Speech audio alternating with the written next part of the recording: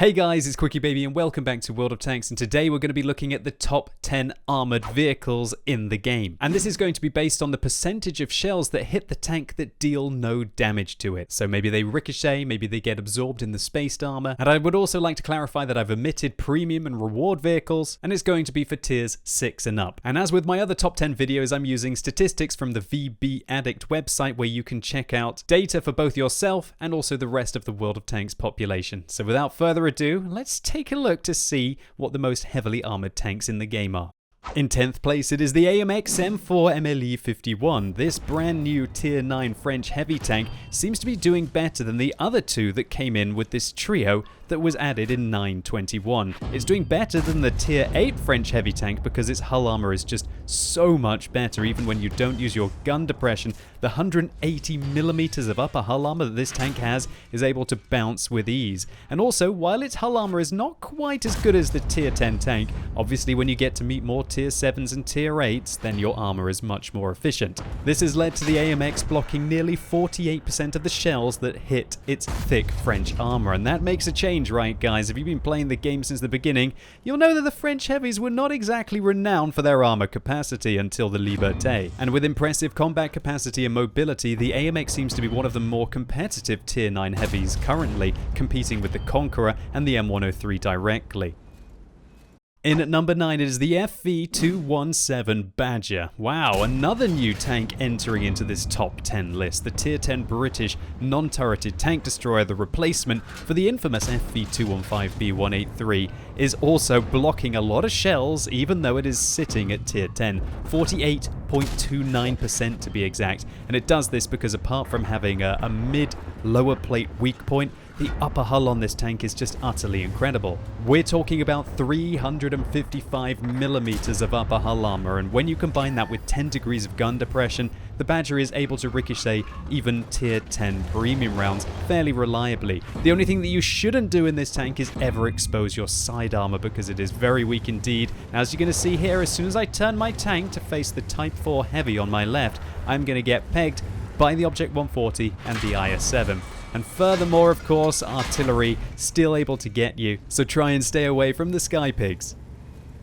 In at number 8, it is the VK101P. This tier 8 German heavy tank just had a premium variant enter the game as the Mauerbrecher. And while that tier 8 German premium heavy tank by no means has bad armor, the VK101 just takes it to a whole new level. The weak point on top of the tank still has 220mm of armor, and the lower plate is 190mm of effective armor. When you combine this with 200mm of frontal hull armor, 130 on the side, and still 230 on the turret, it's no wonder why the VK has been ricocheting nearly 50% of all of the shells that hit its tank. And when you're in an excellent matchup indeed, this really does feel like a tier 8 mouse. And it's not only the armor that's good about the VK101, apart from its terrible mobility, it's got a gun that would make a defender blush, but if you prefer to use something a little bit more snipey, then it's also got a very competitive 105mm, as long as you don't mind dabbing that 2 key occasionally. In at number 7, it is the Type 4 Heavy. When the top 2 Japanese Type Heavy tanks, the Type 4 Heavy and the Type 5 Heavy, went into the game, they really did bring something new, and that was just monstrous, thick, frontal armor, kind of like only a mouse had previously. And it wasn't designed to be angled, it was just designed to have raw thickness to be able to absorb punishment. And so this means when the Type 4 Heavy gets into a very good matchup, its 250mm of frontal hull armor and also turret armor are just absolutely ridiculous. And combine this with 200mm of side turret armor as well, and it's very hard to go through these tanks. And that's why the Type 4 Heavy has been bouncing 50.53% of all of the rounds that hit its vehicle. And when you combine this with a huge old slug of 2050 hit points at tier 9, this truly is one of the most durable vehicles tier for tier in the game. In 6th place, it is the Panzer 7. This tier 10 German super heavy tank has 240mm of frontal hull armor and 160mm of side armor. And so quite often in this vehicle, somebody will just basically park it at about 40 or 45 degrees, even just put their lower plate around the corner to bait the shots and then come out and punish them with its 128mm caliber gun. The only downside to the Panzer 7 is that if you side scrape using this vehicle, you leave a massive vulnerability vulnerability. Where the turret meets the hull, the kind of fighting compartment on the tank, there's a really obvious location that people can easily penetrate. But if they don't know about this, this is one of the most durable tanks in the game, and it has been bouncing 51.07% of its shells in the last few months. In 5th place, it is the Type 5 Heavy. Yeah, did you really think this wasn't going to be in the top 10 most well-armoured vehicles in the game, especially when you saw the Type 4 Heavy in there? Now, some vehicles, for example the AMX M4 MLE, are kind of just as good or even better tier for tier, at least with regards to armor, than their tier 10 counterparts. That's not exactly the case with the Type 5 Heavy, however. The armor goes up to 270 on the front of the hull, 280 on the front of the turret, and also the sides of the vehicle, the kind of cheeks of the hull on the Type 5 Heavy are no longer a weak point like they are on the Type 4 Heavy. Since they changed that weak point and gave the vehicle a 152mm caliber derp gun, the Type 5 Heavy has become one of the most popular tanks in the game, and it's also one of the easiest to play. There's no point in worrying too much about making sure that the angling of your tank is perfect. Just keep the thick frontal part towards your opponent and you're pretty much going to be bouncing all day long, especially in a good matchup. And that's why the Type 5 Heavy has been bouncing 51.48% of all shells that hit its tank. And its only real nemesis is of course the dabbing of the 2 key. In 4th place, it is the T110E3. This is the second tank destroyer so far in this list, and it's also one of the strongest with regards to its armor. The T110E3 flaunts 305mm of raw frontal armor, and its mantlet is gigantic on the front of the tank, and it's 600 to 900mm thick. Nothing is going to be going through that. One of the best things as well about the T110E3 is that a lot of people get used to shooting the weak point on the top of the T110E4, thinking, oh, it's such an easy target. And then when they meet the T110E3, they think it's the same kind of deal. But no, you're going to need 330mm of penetration to be able to get through the machine gun-like port on the top of the tank.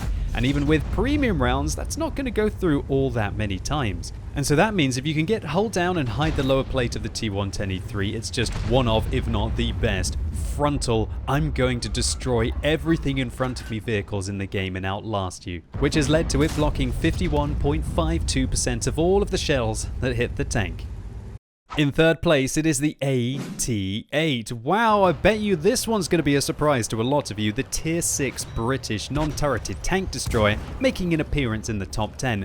And that's because in the recent update 921, Wargaming buffed the hell out of its armor. Now it is packing 203mm of pretty much all-round frontal protection. And with regards to the weak point on top of the tank, it's still got about 152mm of effective armor. Even the side of the tank is great, 101mm. And you know, a lot of tanks at Tier 4 and Tier 5 just don't really have that kind of penetration reliably. So when they engage you at long range and your armor-piercing shells and even your APCR shells start to suffer from penetration drop-off, the 86 is just going to outlast you. Combine that with a good old slug of hit points, 800 at Tier 6, and this is one of the most durable mid to lower tier tanks that you can get. If you like armor, but perhaps you're a free-to-play player and can't afford to get into too many Tier 9 and Tier 10 tanks, then maybe you want to try out the 88, and it's been blocking 53.04% of all the shells that hit it in the last few months.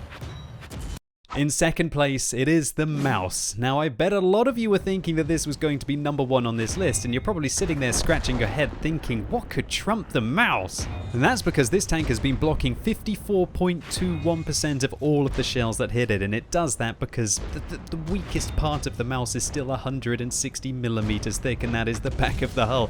This thing has got more rear turret armor, 210mm to be exact, than most tanks have at the front of their hull. But the best thing about the Mouse is undoubtedly that it is very well angled, and so this means that it's also one of the most skillful tanks I feel playing with regards to keeping yourself alive, and I have seen some oh so epic games and had the privilege of commentating on them on this channel. Now, one thing I should mention is this list obviously doesn't take into account the hit points of the vehicle. It's purely based on how much damage they are blocking as a percentage of hits received. But a mention must be made to the fact that the Mouse does have the highest hit points in the game at 3000, and so if you're looking for the absolute most durable tank in World of Tanks, then look no further than the Mouse. And in first place, it is the T-95. This Tier 9 American non-turreted tank destroyer has been bouncing 59.39% of all of the shells that hit the vehicle. And it does this because it's packing 305mm of frontal hull protection. The only weaknesses this tank has is the lower plate, but it's still 260mm plus of effective armor, especially if they're aiming down on it, because it's just so low profile. Of course, it does have some cupolars on top of the tank, but they're still going to have to get lucky to hit it flush, and then need 225mm of penetration to get through it. And when you consider this is a Tier 9 vehicle, and recently it's had its speed buffed up to 20 kilometers an hour, I think it's making a comeback in World of Tanks. Now, the T-95 has always been a fan favorite, and I think it's a tank that everybody has to own and play at least a few games in. Maybe the grind to get it isn't the most enjoyable thing, but when you do finally get there, the T-95 truly feels like a mobile fortress. And while some vehicles may scout using their view range, the T-95 scouts by just slowly trundling towards the enemy